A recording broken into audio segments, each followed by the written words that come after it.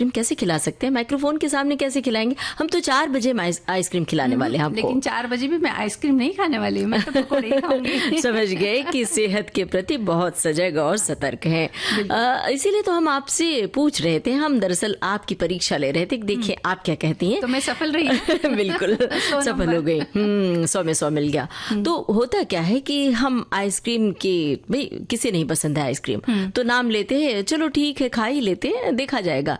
ये जो देखा जाएगा वाला हाल है ना, यही आपको बीमार कर देता है। ये जो मौसम है, बारिश का मौसम, इसमें तरह तरह के वायरस बैक्टीरिया फैले होते हैं और हर साल बारिश में लोग बीमार पड़ते हैं। और मुंबई में तो पूछिए मत, इस समय हर दूसरा तीसरा व्यक्ति कह रहा है कि मुझे वायरल फीवर है, हर घर में कोई बीमार पड़ा है। बिल्कुल, सर्दी है, खांसी है, बुखार है, और जो इन्फेक्शन हो जाते हैं उससे होने वाली बीमारियां, पेट दर्द, उल्टी दस्त, ऐसी कई सारी बीमारियां हैं जो बारिश में बहुत ज्यादा होती हैं। और मंजू जी, ऐसा नहीं कि सिर्फ आइसक्रीम खाने से ही बीमार पड़ते हैं लोग, उसके और भी वजह है। लोग भीग जाते हैं, ये भी वजह है।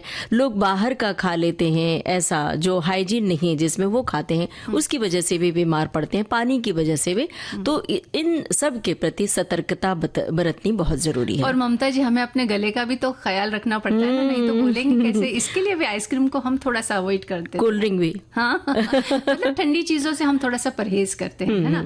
तो वैसे हम सभी को करना चाहिए कि आप ध्यान रखिए कि अपने गले की सेहत का और बाकी भी सेहत का ध्यान रखिए। बारिश और सेहत, ये आज का विषय है हमारा। तो हमारे श्रोता क्या कहते हैं ये तो बताएं। विविध भारती के फेसबुक पेज पर जाकर उन्हें बताना है कि जब बारिश का मौसम आता है तो वो अपनी सेहत का ख्याल कैसे रखते हैं। बिल्कुल। इसके अलावा अच्छा, सेहत का ख्याल तो रखना है, लेकिन कुछ ऐसे व्यंजन खाने हैं जिससे नुकसान ना हो बल्कि अच्छी सेहत बने। और बारिश में भुट्टे खाने का आनंद बड़ा ज्यादा होता है। स्वीट कॉर्न या फिर दूसरा भी जो कॉर्न आता है वो बहुत मिलता है मार्केट में, और वो खाना सेहत के लिए बड़ा फायदेमंद होता है। तो उससे बनने वाले जो व्यंजन है, वैसे तो यूं भी अगर सेक के खाया जाए तो वैसे भी स्वादिष्ट लगता है, लेकिन व्यंजन कौन कौन से बनाए जाते हैं या आपके क्षेत्र में कौन से व्यंजन बनाए जाते हैं, ये आप हमें बता सकते हैं। और सखी विशेष के अंतर्गत अमी घिया है। और सावन याद आता है तो मायका याद आता है, भाई बहन याद आते हैं, बचपन का सावन, और जब बड़े होते हैं जवानी का सावन, बुढ़ापे का सावन। उन सावन का अलग अलग रंग है। तो सावन के रंगों से सराबोर हो हमारे श्रोता और बताएं अपने अनुभव। बिल्कुल। और ये बारिश की जो बूंदे हैं ना, छम छम नाचती हुई बूंदे, बिल्कुल मोतियों की तरह लगती है और हमारे मन को भिगो जाती है, मन को आनंदित कर जाती है। और कहते हैं कि मन मयूर नाच उठता। समझ गए, सुना दीजिए अब गाना। जब गिरे तो जो दिल में हौल उठती है, वो डर आज तक कायम है। तो ऐसा भी झूला ना झूलाएं वो। और उसके साथ जो कजरी गाई जाती है, झूला गाया जाता है, और उसमें जो कृष्ण राधा कृष्ण की छेड़छाड़ के कजरी में बोल होते हैं, वो बड़े ही रोमांचक होते थे, बड़े ही अच्छे लगते थे, अलौकिक सा एहसास हुआ करता था। तो वो बहुत सारी बातें होती हैं जब सावन आता है तो हम याद करते हैं। ऐसी कोई याद बहुत संक्षेप में हमारे श्रोता लिख सकते हैं विविध भारती के फेसबुक पेज पर। बिल्कुल, बचपन की वो बातें भी याद आती है। देखिए, छोटी जगहों में जब हम जाते हैं तो बहुत सारे लोकगीत भी गाए जाते हैं, तो झूला झूलने के साथ साथ में उन लोकगीतों का गायन भी चलता रहता है। तो झूला और वो गायन, ये दोनों चीजें मिलकर के, ऊपर से मौसम अपने आप में एक बड़ा बेहतरीन होता है, तो ये सब चीजें मिलकर के एक खूबसूरत समा बना देती हैं। बिल्कुल। तो जीवन का जो राग है वो पंचम स्वर में गाता है, बूंदों के जल तरंग बजते हैं और पूरी प्रकृति संगीतमय हो जाती है। ऐसा होता है सावन।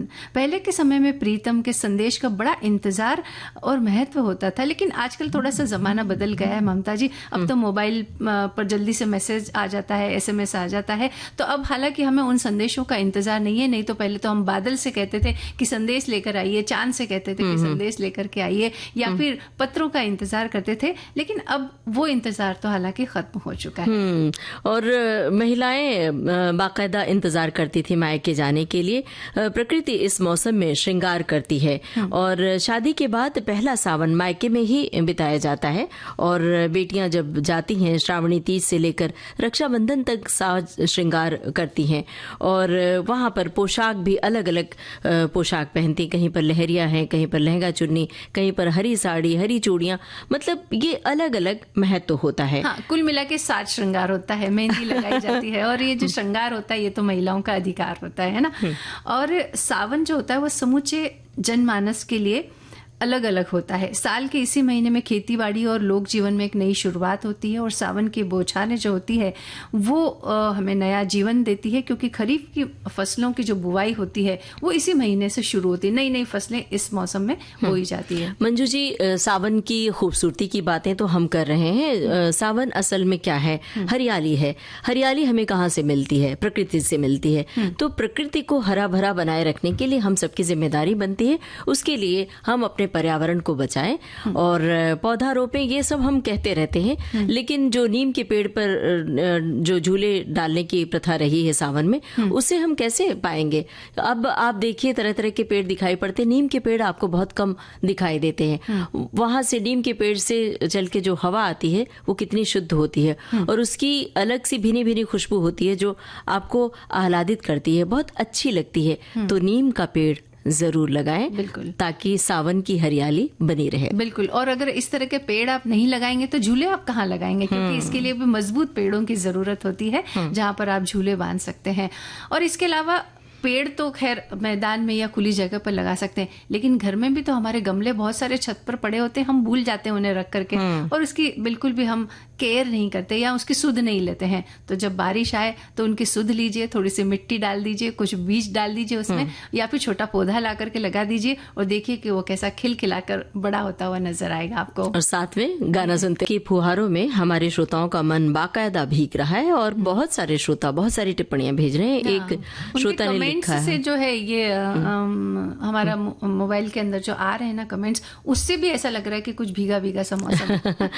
एक श्रोता ने लिखा है कि सावन मन को उल्लासित करते हुए जैविक ऊर्जा का संरक्षण करता है, अपने पूर्व के लक्ष्य को पूर्ण करने के लिए भी एक नई जागृति प्रदान करता है।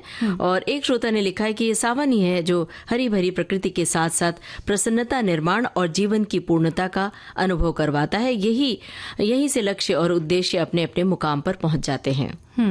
एक साथी लिख रहे हैं कि सावन का महीना न सिर्फ प्रकृति को हरा भरा करता है बल्कि भारतीय लोक परंपरा, संस्कृति, आस्था और रिश्तों को भी संजीवनी देता है। प्रकृति में जीवन का संचार होता है। सावन का महीना वर्षा के मौसम की शान है और इस मौसम में प्रकृति का सौंदर्य अपना अलग रूप में होता है। एक श्रोता ने लिखा है, कुछ पंक्तियां लिखी हैं। सावन की पवन बयार, मन कूदे सुकून हजार, हरियाली की चादर ओढ़े, चारों ओर खुशियां अपार, सावन की बहुत बहुत बधाई। इस तरह की पंक्तियां और हमारे एक श्रोता ने लिखी कि इठलाती बरखा की बूंदें जब धरती पर आती हैं, महक जाती हैं सौंधी खुशबू से, हरियाली छा जाती है। कल कल स्वर में बहती नदियां मधुर संगीत सुनाती हैं, हरित वर्णों में लिपटी वसुंधरा दुल्हन सी शर्माती है। वृक्ष लताएं झूम झूम आनंद मनायो रे, सावन आयो रे, सावन।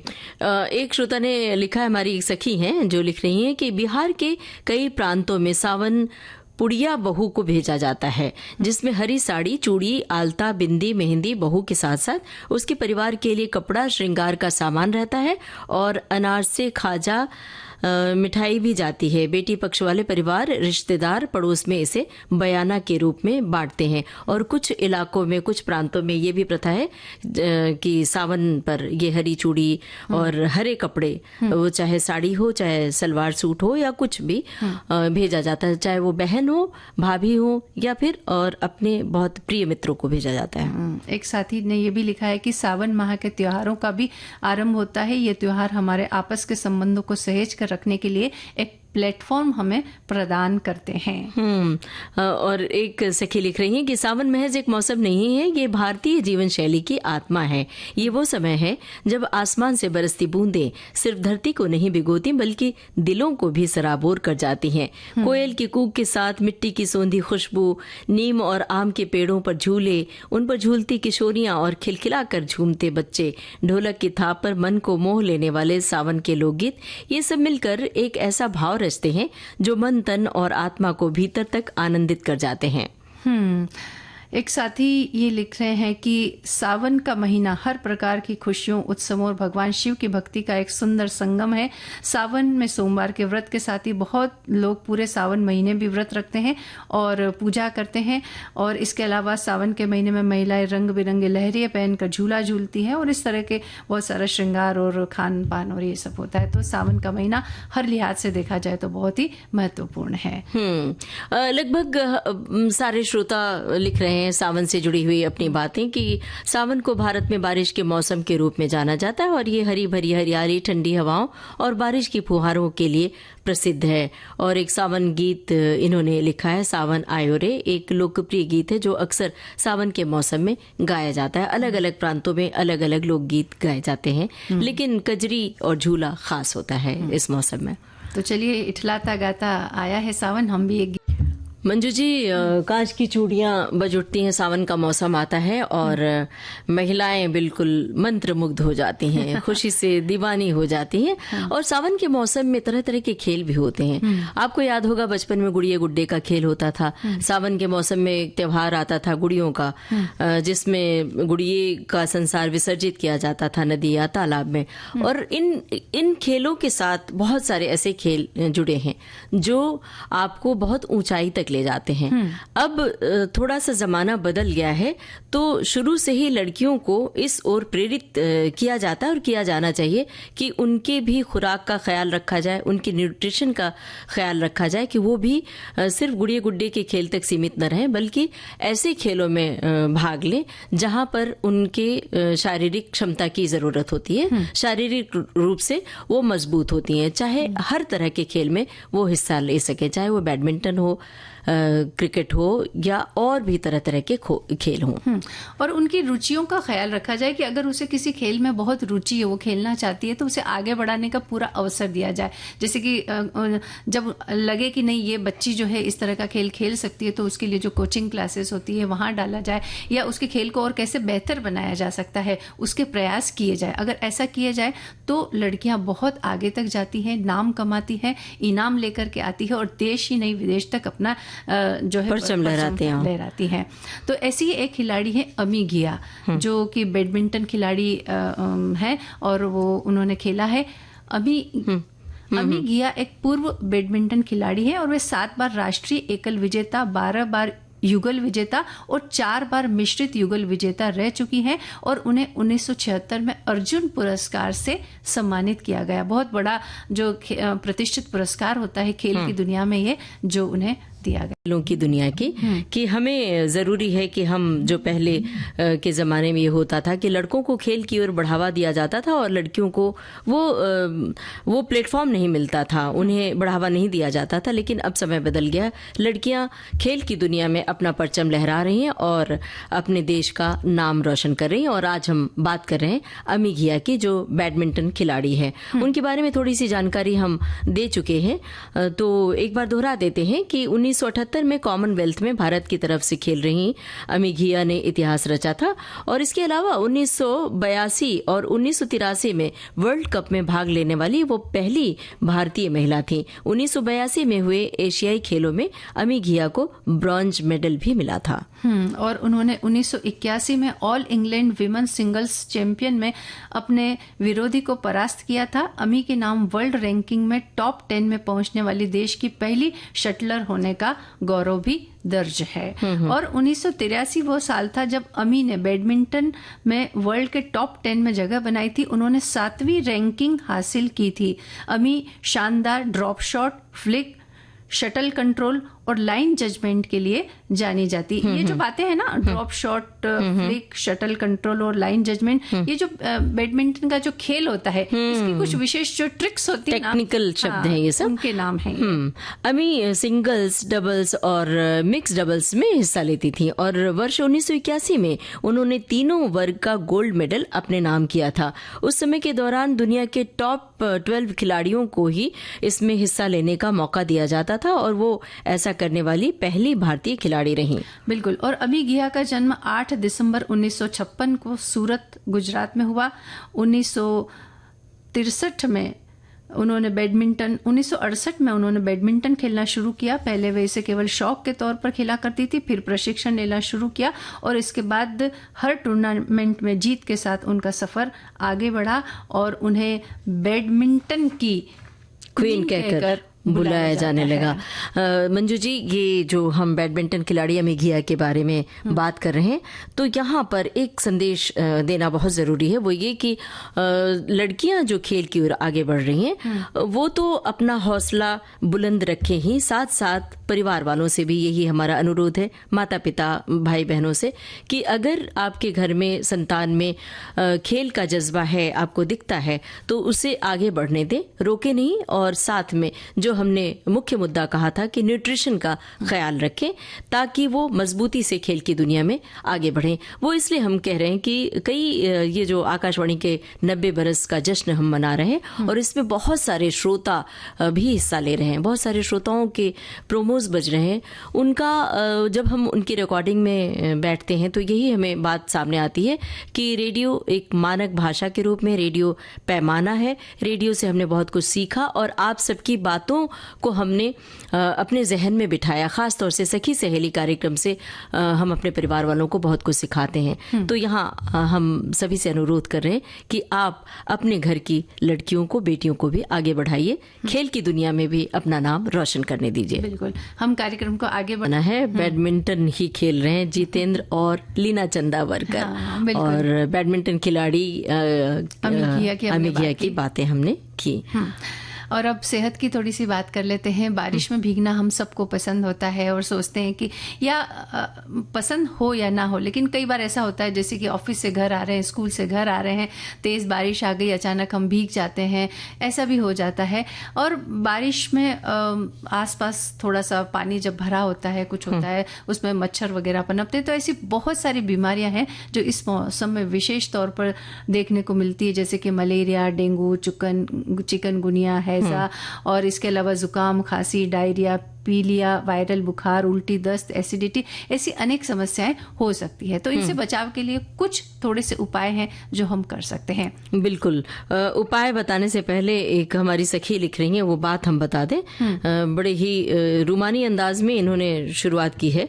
बारिशें बहुत पसंद है मुझे, इतनी की सर्दी में भी आए तो सुहाती है। क्या बात है भाई, सर्दी में भी बारिश हो, ये चाहती हैं। मगर जिस तरह बारिश में पेड़ पौधे, फसलें वगैरह बहुत जल्दी से पनपते हैं, उसी तरह हर प्रकार के कीटाणु भी बारिश में बहुत जल्दी पनपते हैं। उनसे बचें, सावधानी बरतें और बारिशों का लुत्फ उठाएं, लेकिन उसके लिए स्वस्थ रहना बहुत जरूरी है। बिल्कुल, तो सबसे पहली बात तो ये कि मच्छरों से बचाव करना आपको बहुत जरूरी है ना।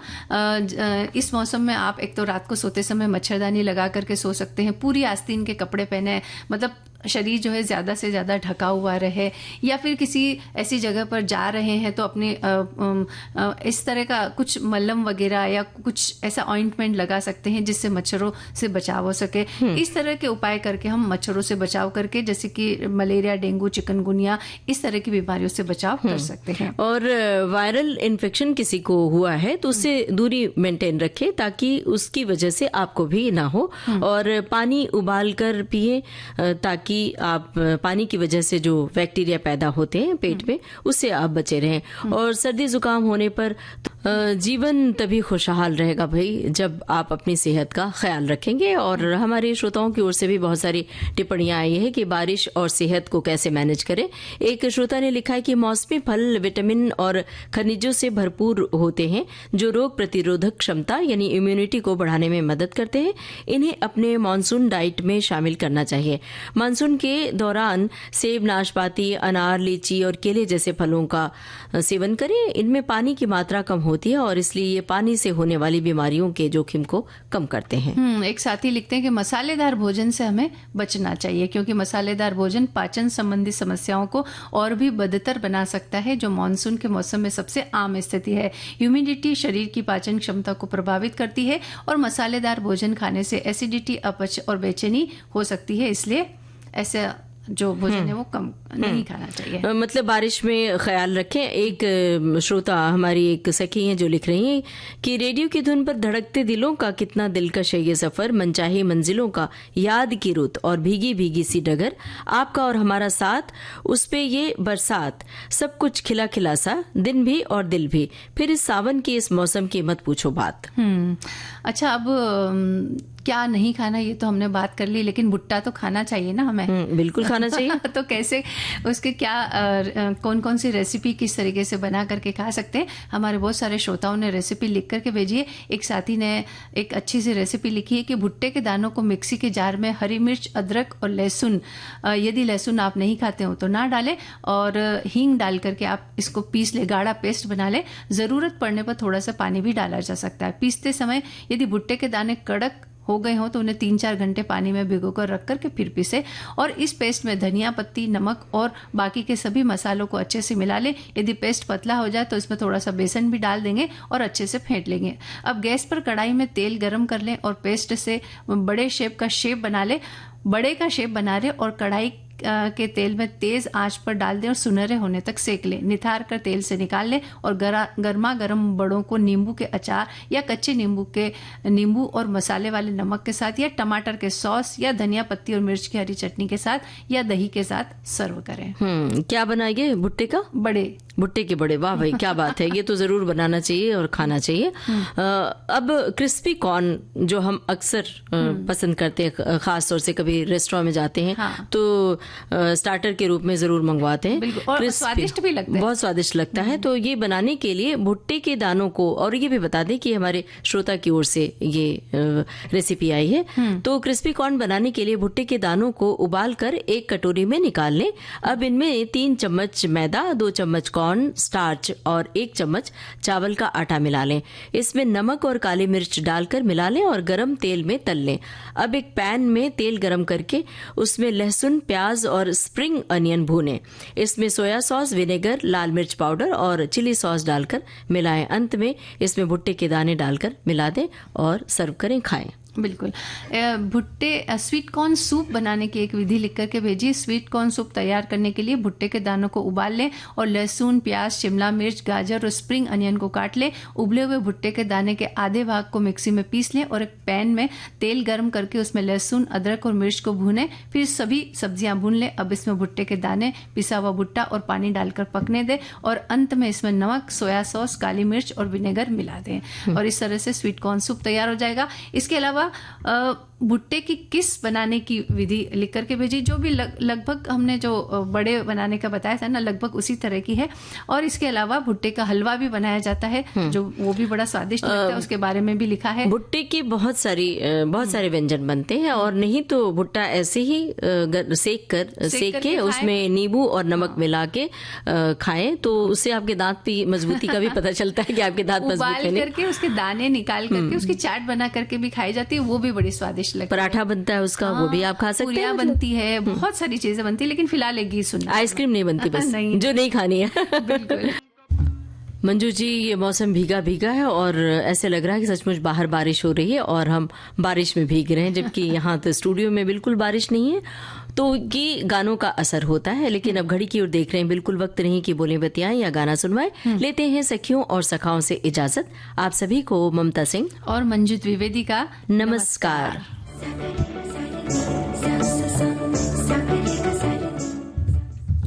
सखी सहेली कार्यक्रम की प्रस्तुतकर्ता अनुश्री पाठक। सखी सहेली